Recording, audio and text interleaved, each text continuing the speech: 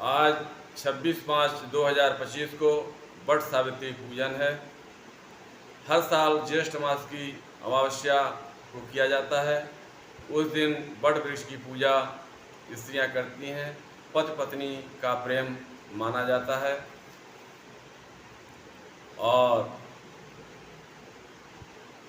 भद्र देश के राजा, उनका नाम अश्वपति था। अश्वपति की कोई संतान नहीं थी और उन्होंने संतान प्राप्ति के लिए 18 साल तक भगवान की पूजा अर्चना की और आहुति दी। उनके प्रति कृपा हुई तो उनकी यहाँ एक कन्या ने जन्म लिया। उसका नाम सावित्री रखा गया और वह सावित्री बड़ी हुई और उसके योग्य कोई वर नहीं मिल रहा था।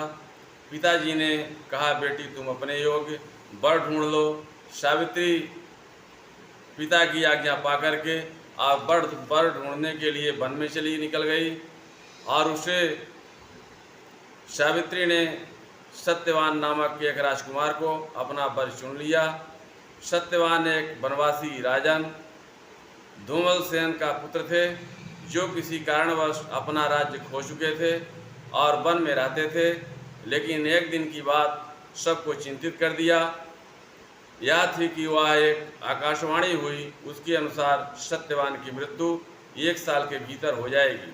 लेकिन सावित्री ने अपने निर्णय पर अडिग रही और सत्यवान से विवाह कर लिया।